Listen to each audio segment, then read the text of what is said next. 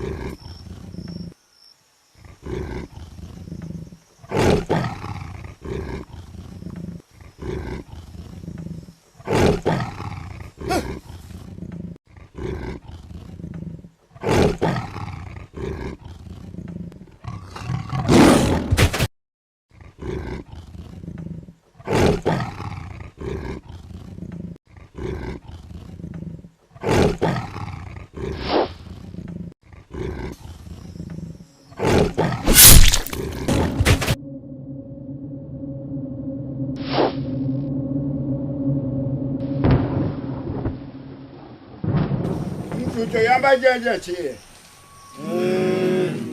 Mhir ito Mbajenjen. Ha. Vana.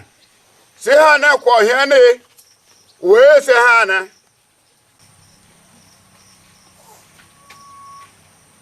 Kwa yangi wakoto.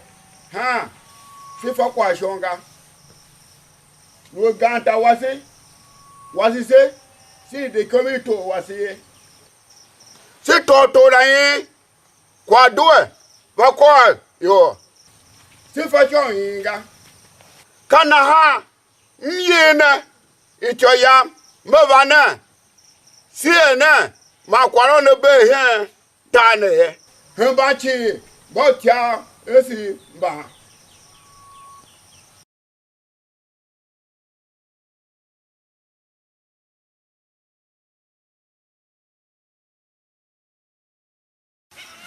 Moja to wanu gbeji mhabe mhemba na wotia hecho Mbajenjen ne chi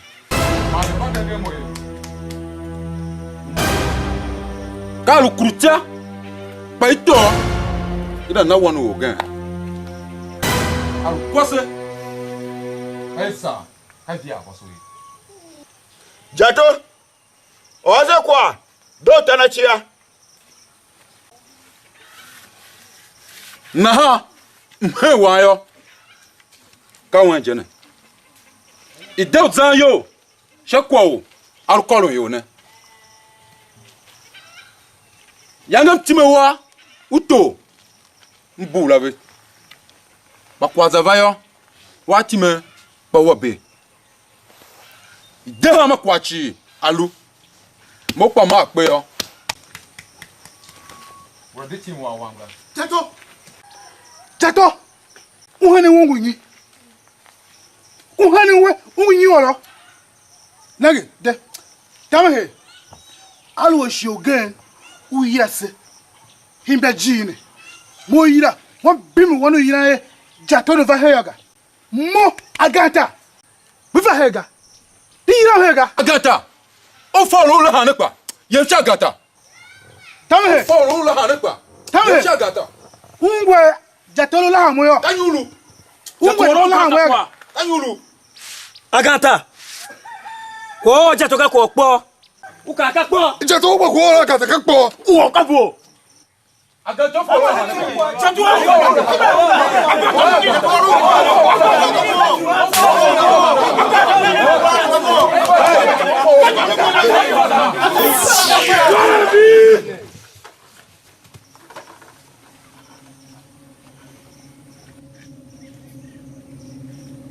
Oluta yone to gbai go sega na ha ka ni tsika fa kwa shunga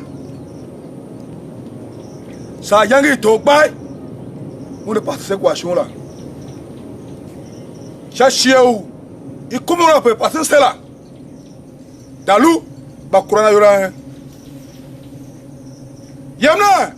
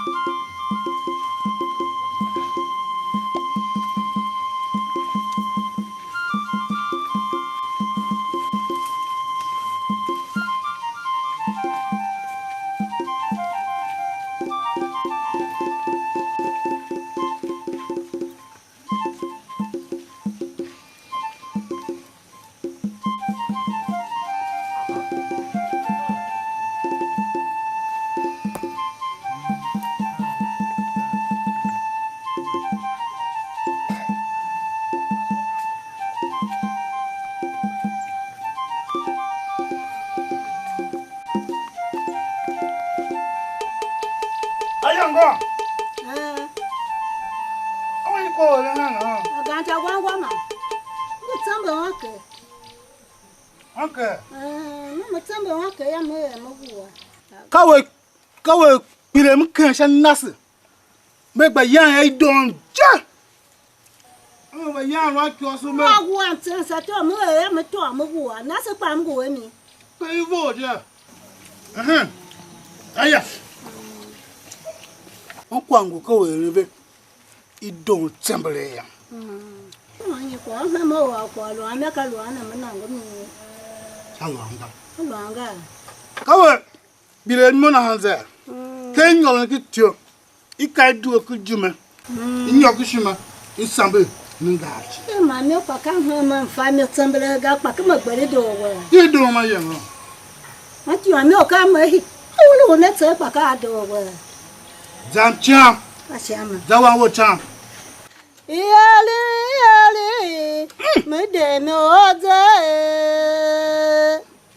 Moya tani yali me de no gamba uwa.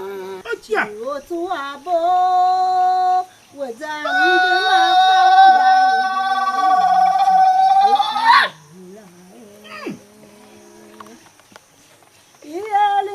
yali de no oze.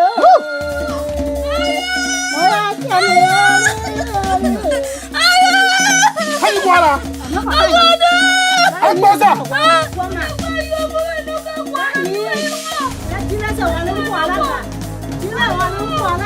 Mama Tile, aya Tile. Agbosa. Wo awon nyina.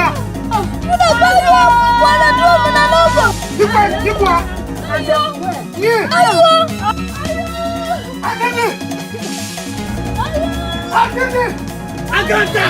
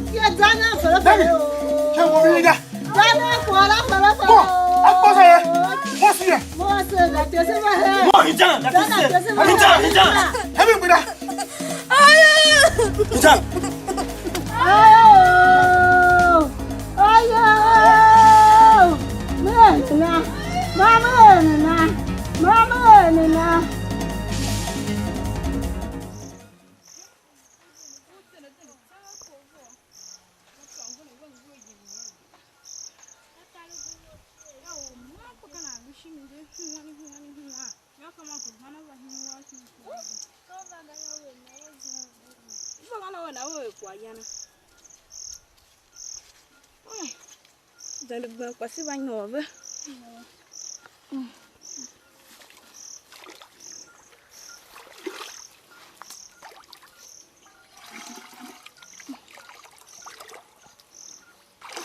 Quasi flor se não te viu, né?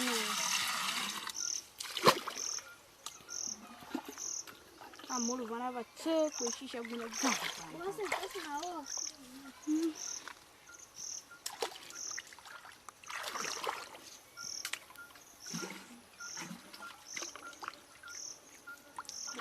Bang kuat sikit ke sini.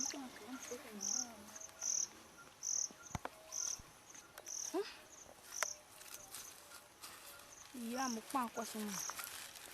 Mau ruang wayar gan, keseng gini ni, cok ni nama nak tak. Wayar mah, ni gua yo wayar tu. Ang wayar gan mana buah, mau belat ni benda kaya mau kamu. Mau kamu sih cuma mata orang cia, yo, dah kan cakap ni kan ni cuma.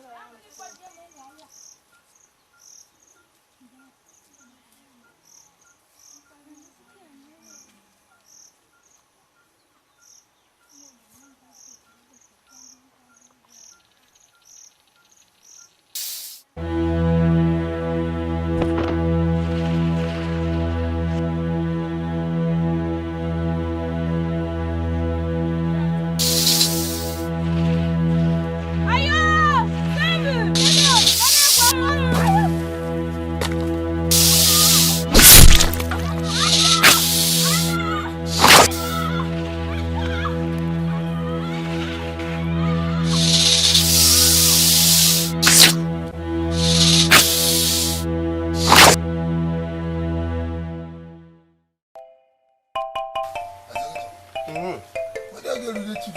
fire. Tu yagu mama jo. Fa ko ganu na ba wona yang tu ma ga. Anyi gbe ma ko wia. Wo de mo yo so to. Ono wo sa ya iwe. Ba ya ka chu. Meme. Mo pa se ko nyanga. Wo television. Ya mo tere. Wo de hiru ki kwa sha mo. Hiru ki kwa. Wan ki ya mo fi. Do wi mo se ma chu ya. Ka chu tu. Mo meme nga.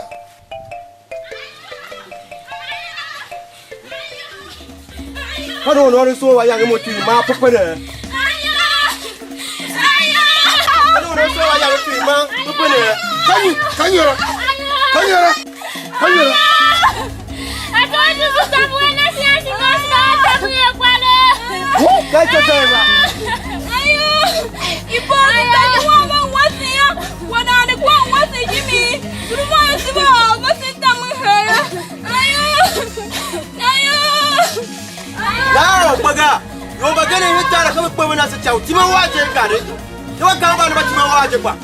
Ai ya so ta ba. Wa ti me pa. Jayo ba he kupa. Ka ruga. Yo ba jo na ani so ina da ga ta ma he. Ina sha. Kana tsune ni kuma wani gwa mu sai ta mai. Ayo. Ye ne ka. Ko za yo to za so to ra. Ti ne jo he ga.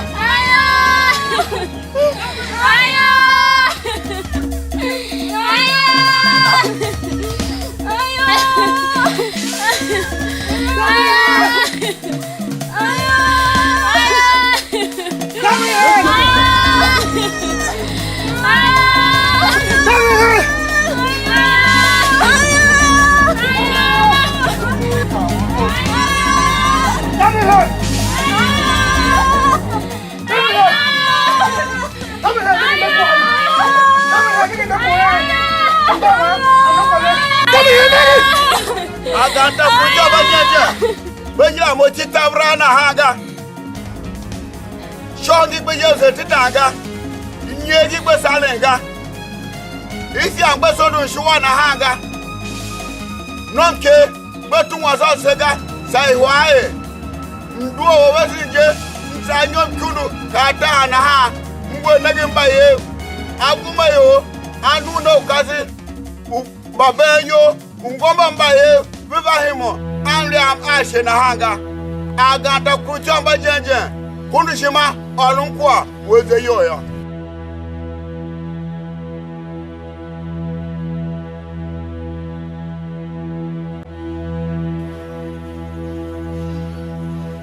Mhir.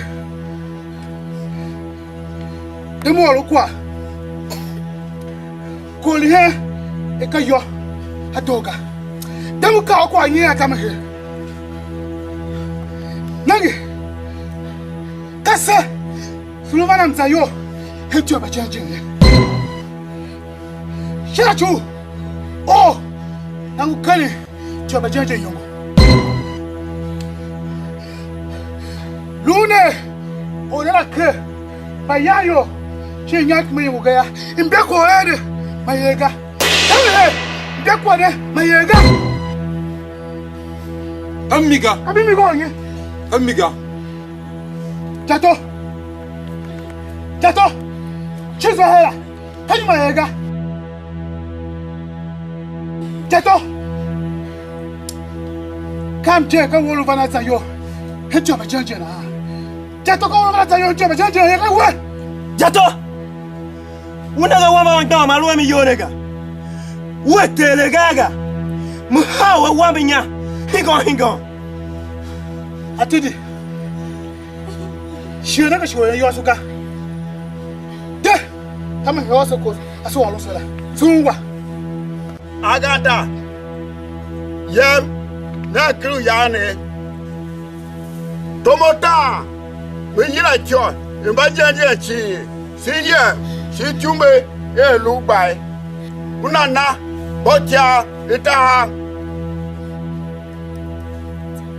veza keto udahingene okasi bawisala ko nyamkume inyayo hama kwa chibono be hecho Mbajenjen yemna kru yane Saya ke mengira nela. Masih ni ba? Hai.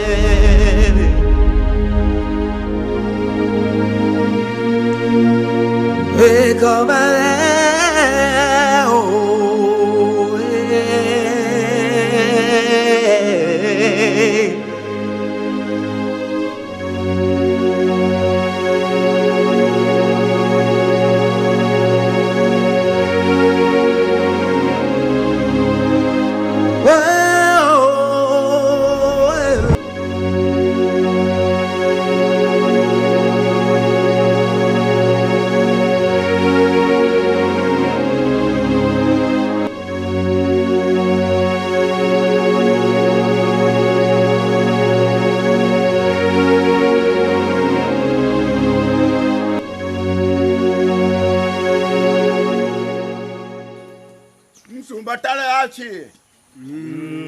Mjira na ha. Kwa wana ha. Siba ha ne kwa. Aje yo ha ta ne ya. Nyam kuma. Di kwalo yo. Waye kala mo. Na da yo ho. Na da sashim ge. Igande mye na ma. Bana. Siba nage siba ha na ne ewe. Kwala, une behitalu Mbajenjen ne.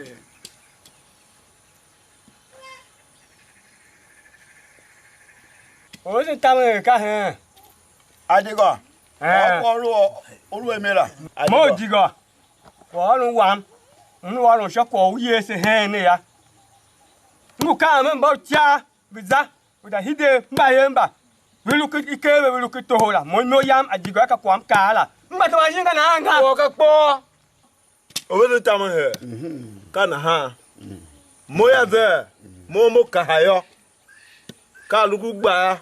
Alo taha. Bone zakito na nume nya kume. Iru kolon se yo lai. Agba shamaga. Kan we. Ko digo la kai ye. Kana aga. Mo ji. Numle ko anga. Mba to ajinga na anga. Mo ka ka. Kana we. Kana tuwa kwa heme wa jewe. We wana digo no so we. Una ko ko ala wa. Ya me pito ko la jujo. Adigo.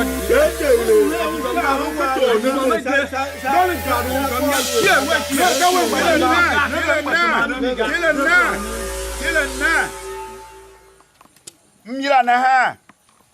Koso ha na kwa. Weze yo hitane.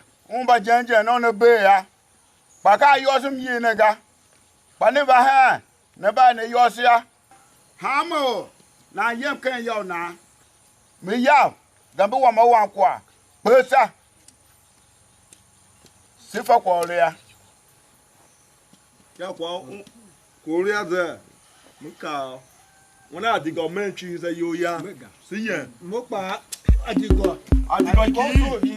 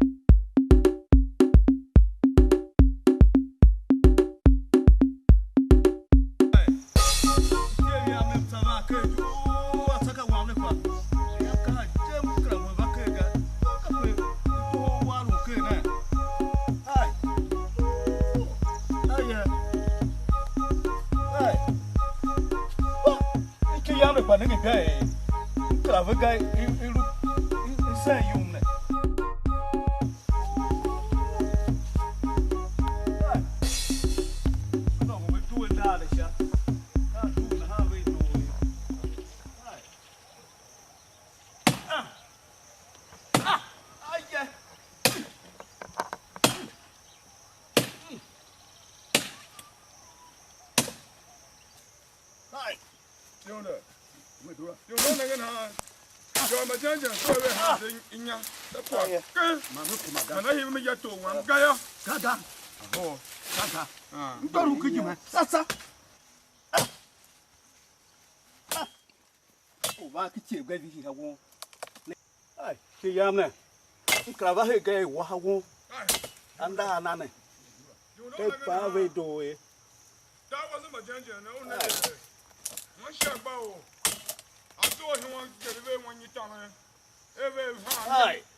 I'm pa ya anyway. Ma. Joda. Kanu na gbele mo kwa kisa. Ku na hana. Ku ngla pa kwa ku laga. Nagi. Pa cha cha nya. Do yang nya ya kwa mo pa mo be. Ma me ye me. Ni tama.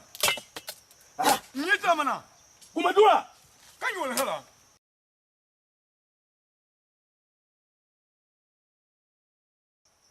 Ka yo pine ko na ha o ya ki cheri na na go le tom ma go pine na ko na ha we na Sale go wa. sare ka tsawam sare ka tsaw terem ben sare terem kungroku ya na teru u teru Pas. ba mo re tom ji Wa yi ta mene. Ta ka yi. U kwa yi yum. Sale ka ta kuma dura. Tera ba mu la. goji gunda na Tera ba mu la. Na. Ba itori yi he. Ka yi nyale ya yi. Ba mu la ye. Ni an wa ka wa sale ka ta go. Ta ka yi go la. Yoru ita ne. Yoru shi gba yoga. wo ko na wo ye ji Ka kwa la ye. wo ye ji gunda na ta ko je ne be ko la Ni tama. Ete. Wete. Ni tama na ga. Wa yi. Ku tu la cha. Kana ka sale go. wo yum na kuma dura ma Ni tama ni mo. wo yum ka kuma dura ma Amma wa ya daga. nigga mu ta wona ko Down.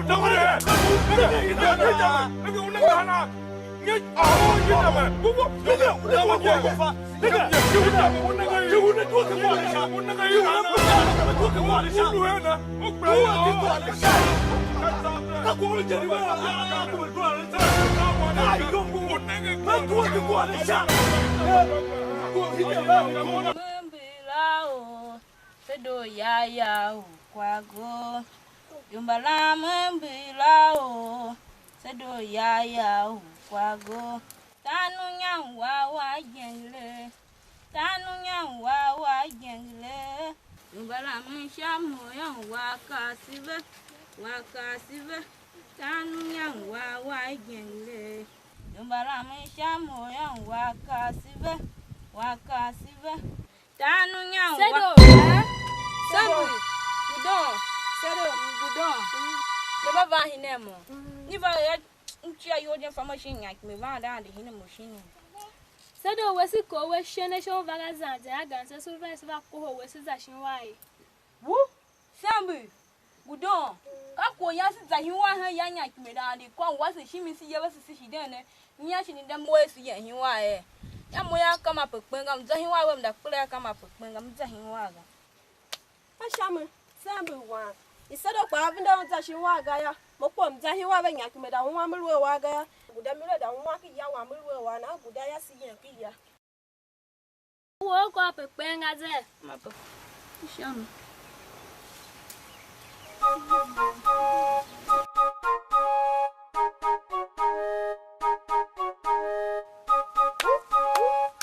Eka sembu vengu don.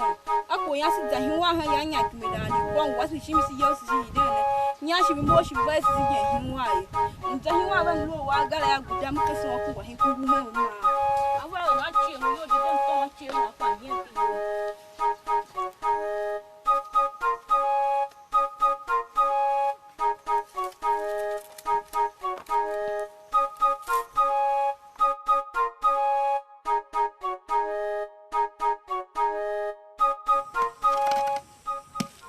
Adio 11.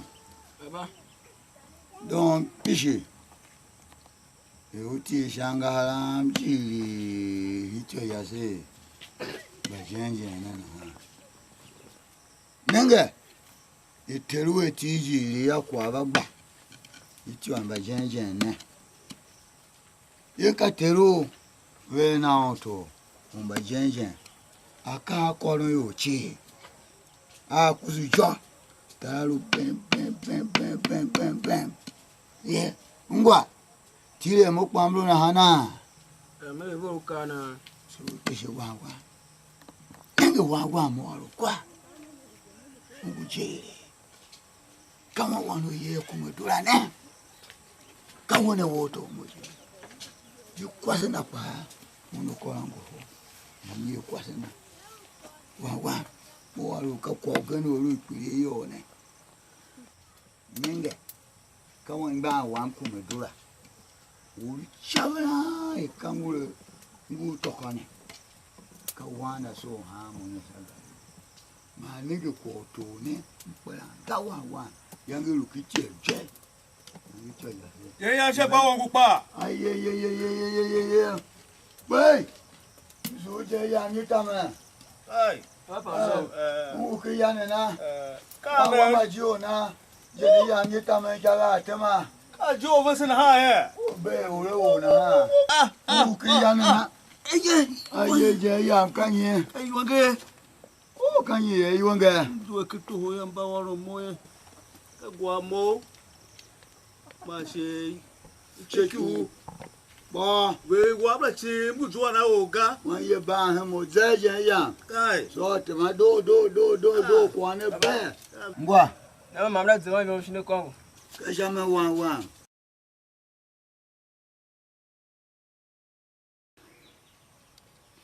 Je ya sha pa wo. Ngwa. Ma ko ye yin pa na. Wa ya ne za hin che. Ma etaru Mbajenjen uvihi. Iru anyan kumeru koro yo. O kene ko se ayam kiti ye na. Ma ta kwa zo wa kan ye je yoro. Kwa zo wa kan ne ya came to mama wa ya won tenge kai ma. Ka ta bem ko za yo nguga. Ko za yo nguga. Kan shama. Ya.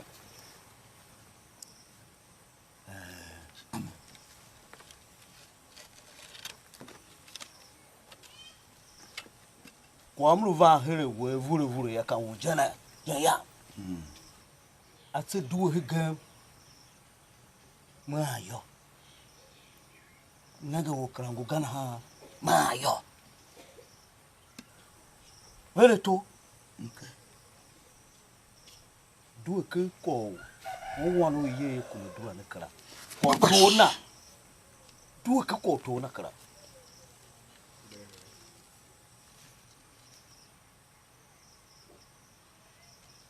Bisi kinaga. So pe shi je ya. Nenge yo. Alu mlu we he na ha makra ro maga do. Bo. Ba o ga mo faga. Wala yina. Egbon ro wa ma. Je ya. Iru chi se je ne nyom ge. Pero. Ya ma mda kwa wewe. Hey. Wala kumaga. Bakba. Nenge kwa utone. Msonga. Je ya miambo kitie. Bagane mba heta wazo Mbajenjen chiri juwa weda kuho mo kitie. Ye kamo mo mete ma heta ne we. Aka alukono yo a kusu jwa vini ye. Doro ku gba ye. Kapelo ne. Wọ́n pọ̀ yé kumedura ne. Amolo wane mo bange. Bagama nenge je ya. Wọ́n ta wọ́n wata ba mam ho. Nenge kamba to kwa tankaro ha mo ka kwa kuda ha gbe. Karonyi. Nenge je ya. Jeli ya nyitame. Nenge wọ́n kwa alu wọ́n gbori sho kola we sha ko woni. Ka wọ́n kwa ne ro ta kwa. Veja Mungwa. Kawanye ubato. Kapelo ro jera. Ya. Iwe wuto ya mana fa ho ya gare. Won kwa ne bu kwa mo. We je yo ga. Wezi ngita mo unde. Ashi gabe. Aye kwa zo wangu da ku waga. Ashi gabe. Bodo he wo ya se tie. Ma ta no Mbajenjen no kra doga. Nya kimeru koro yo na ha. Koko. Sanya ki mai koron yo na ha to musa fiti shine. Ai, cái gì đó. Olu shaya.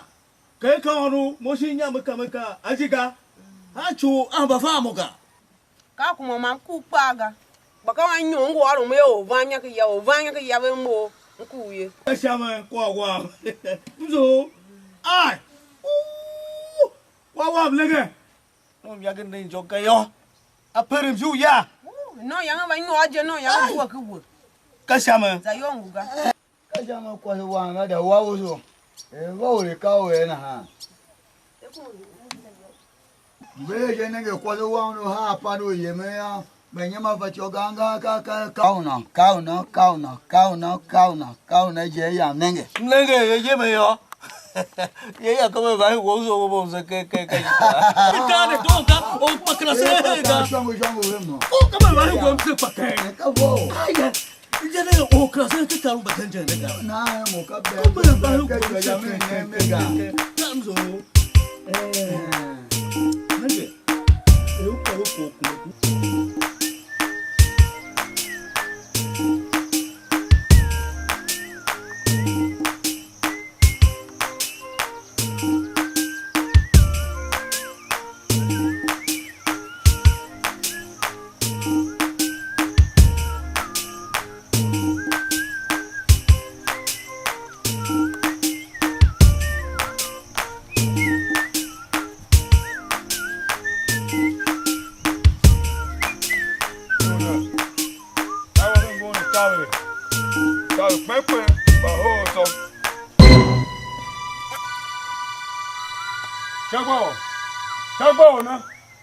Shagbo! Hirama! Shagbo! Kammo!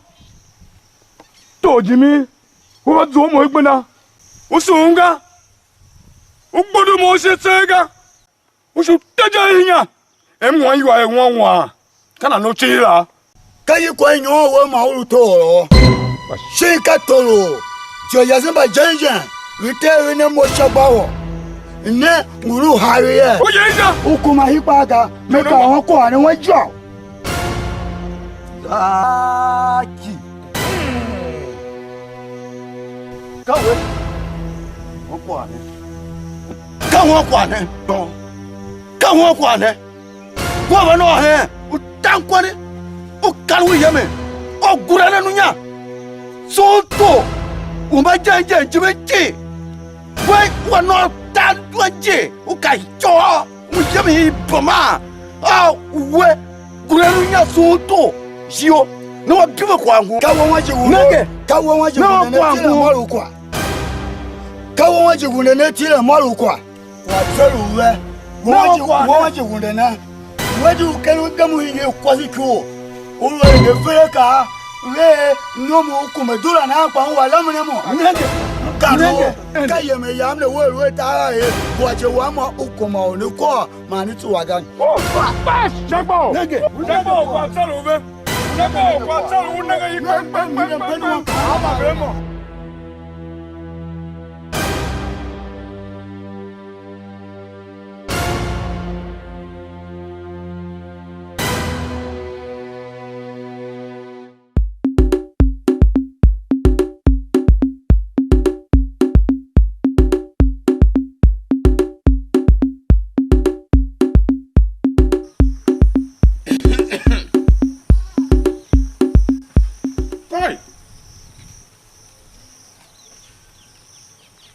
Pesha wana zawe.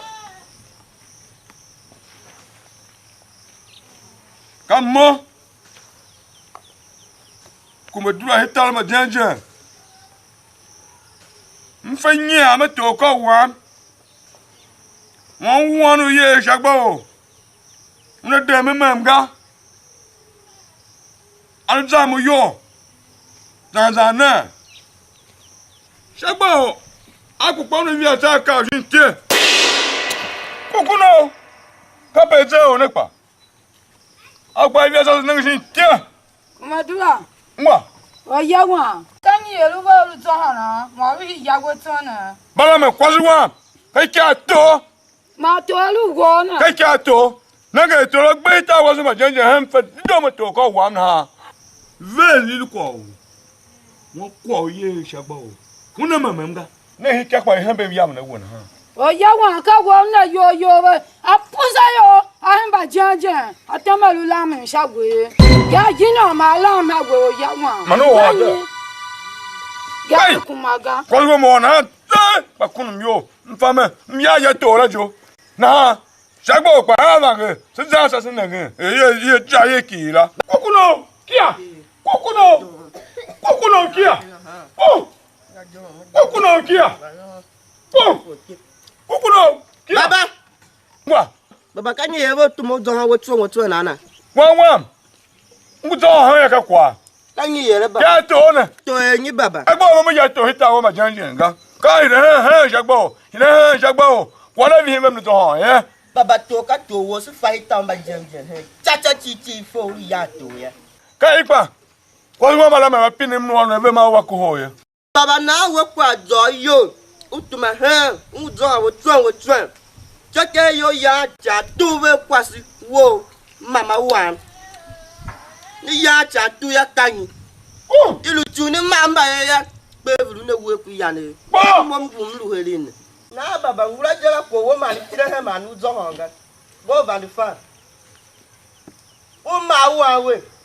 Ba kla ro ta ha ga na e kwa ha chiwo. Singa na aga baba. Bo. Na we ke ta obe. Kammo.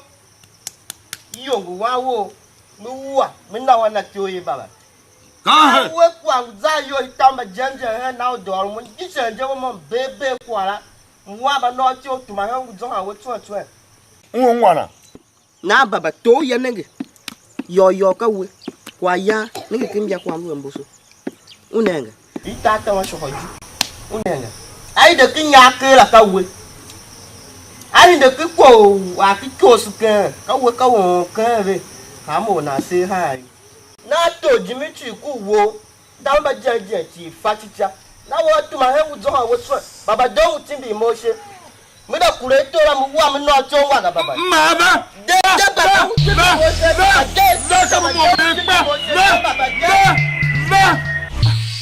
bala me wa ma hi ke ka ba ma ni ko ki ru fa joga wa ba fel da wa ma ura ye ma won ha ya na ko bol ke ye ko kuna ya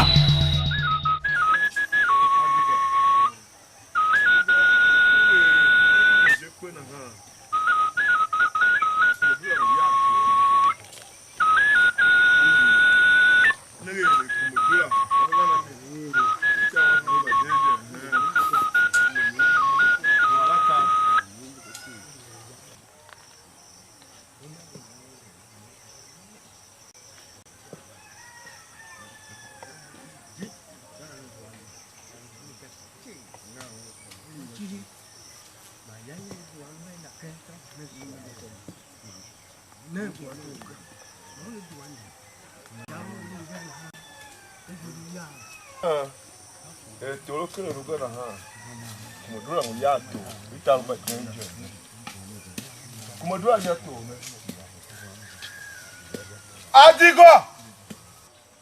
adigo ka wo ka ko ne ka han ne ga ne suze ga ne yeme la vini ka ba pe ni be amo ajigo mu wa ye wo ga u fa jo yina mo na halaka moto pamo ajigo ma di yato awe nyinyi ba ma da we awa na ula ha mo nda na hana ku ki wo tale wo mo shawa bi yo la no wa to na di be ni na we amoka ha u do mo jigo yo la ha na hanga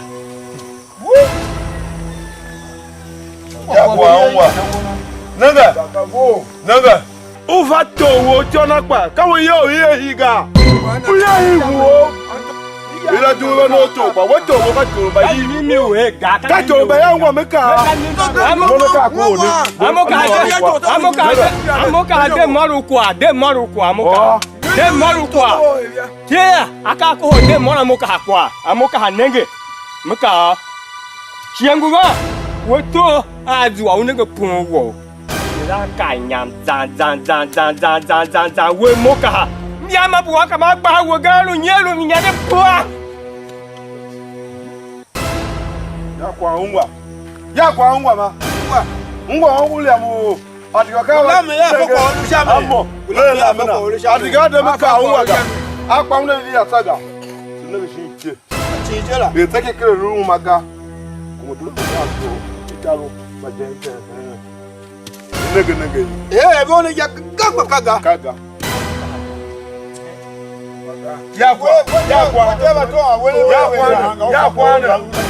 yakwa yes yes undu very clear kaba kwani ya luna heri litiro he kaba kwani yo ni yina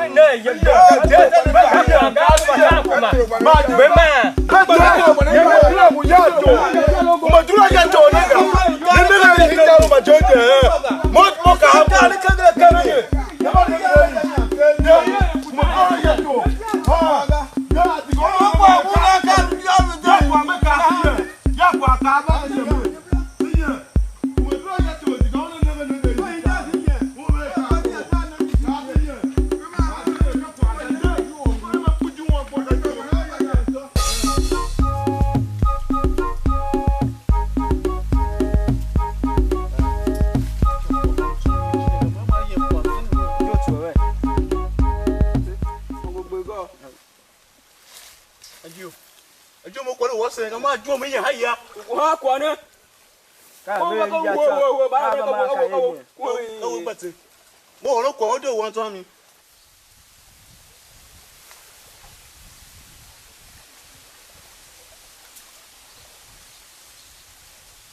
mo ti kwa kuma o ye me ajo o tu e ka mi o wa o fo wo le tun won ṣe mo o kuma ga le ti wa mo ba ni tun yin kamo mo kamo ajo ka gbon wo je kwa bati ko wo kwa mo han ga ajo mo ja ko wo se ga mi yen mo bati ha tu e ka ko ka na be hanu yi mo fa ti o ko mo ga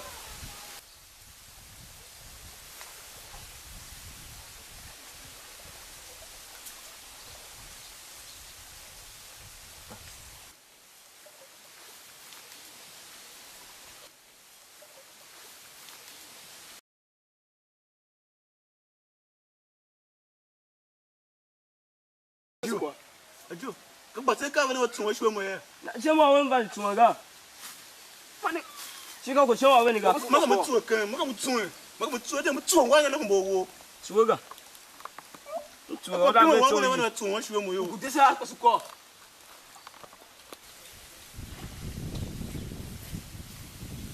yo mo ka tu e yo mo ka tu e mo ka tu e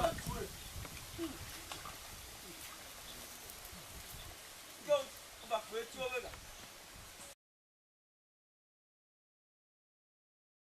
yo mo kan ko yo ka ga na ba ko je fu ko lu ko ga ni na mo kan ko mo sa ni mo tu o ga ne na ni mo tu o ga ne so ko na ma bi ha ya ya mo ya ko di kan ya ni ko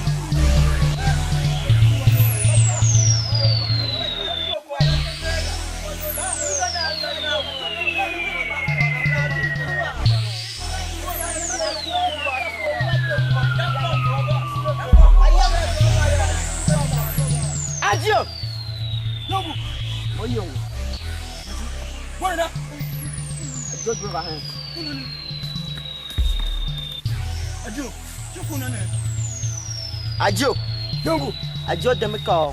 Ka wo ye mala ko telu. Shagbao, nulu plato, ve baba wa kuma dura yega. Kana ya demi ka. Telu kuma zakwa a kwato paga. Alu baba wa kuma dura. va yato ma nang wona telu yata yaga una kwa una guma ol kulao si una kwa una guma na indi kwasiku yole hikisi una kwa una guma ol kulaira mbito si una kwa una guma ol baba wa guma dura na nyabia asene sika tigo ol kwa telu Kokuru pati mamba. Oyomba. Dikare yomba kasi di kwa di yana mikito. Lengu lenya sheme. Ni kwira yomba logo di yana yona yara ga. Kai tanaga. Bata. Gugugu. Ajo. Sekwa. Ikubadwa na akumoja to taba jojo na. Bayanga. Akumoja to taba jojo. Ajo ulam namo. Ana ngoina.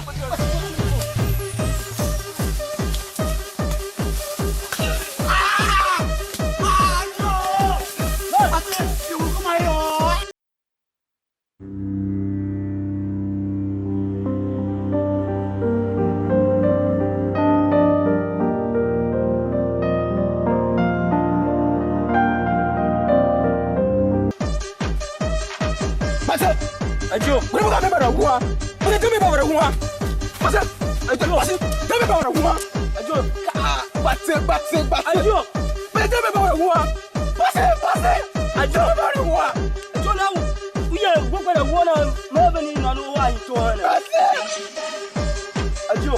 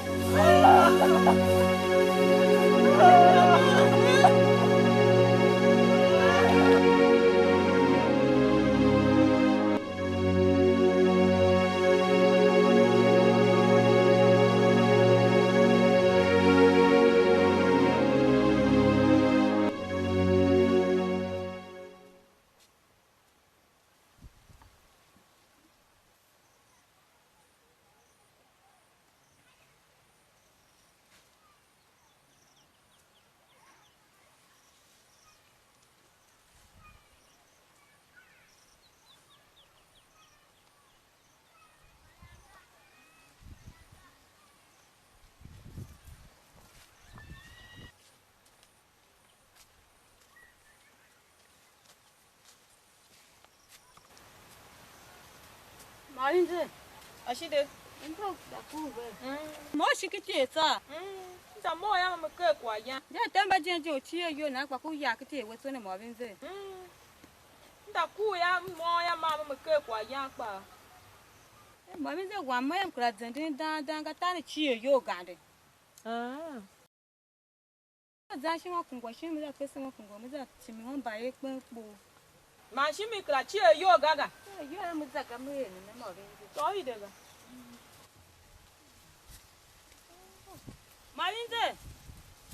Malinze, ashide. Malinze, ne mwalo wakwa. Malinze ngwa di kumedura lukuma to we shakba wakwa ngi. Ha, ito ba jenje ne jekpa. Mungwa ga ashide wan. Malinze wan. Kumedura we shakba wo. Ba pela to. Ba eve kasive. Nzongo lumta niga. Orita ba jenje. Woo! Shide wan ka mungwa mshikitie ya mungwa ga. Ori hijenje ne kumedura we shakba wo. Wa chie mo yoko kumedura kitamba jenje ne nyinyi kumedura hama kwa kumedura me kwa kpile mo yo zende kwa chie mo yo kitamba jenje mayo bashinu ya kumedura ya gama hamba tio ba jenje shini iluku oguwa kumedura ya olo me hitalamba jenje iku kumedura dada tuma ya ka kumedura woye o wan ko me yakan Comme il y a tout, on quelqu'un. Mais on va comme filer dans le Buga. Azida. Oh, kana. Nende kwa. Ai kazoya. Kana zo zo na zaki la tsoe kwa kunum yo. Mfa dido ma to wam ti to yamba jenje na ya je. Makaza na gna. Mi ya to ne yo. Ma yang chana kra ne ga. Nu shin kwa to ka. Ni lu ve mo. Suna ne fa mo to. O hita wan ha so ne piji. Ai, mavinze. Jiwunde. Anyuru yo na hana. Nige. Ya kiti. Mavinze msu. Bosu. Wea udom shima jo. Bomeru. Wa chocho wo. Welu. Alu ewe la. Nege aneulu shinka muna na nyima ulu yo na hano. Mamo kumetula. Bone yato. Hitar Mbajenjen ne kan. Bon, ka mo egbo muluwe. Mo jigu ne egbo muluwe nga hala na ye. Ka he. Nyari ki gben. Muyelu. Ulu semble je hemba ulu na ne wa pupu ulu da irun. Kwa paru emiga. Wa chocho o. Wa dan o negelu. Muyelu je chocho ulu ne. Wingi semble. Kangi yo. Ulu ve mo. Ulu semble dido. Bon, c'est yam. Ya. C'est yam. Sien.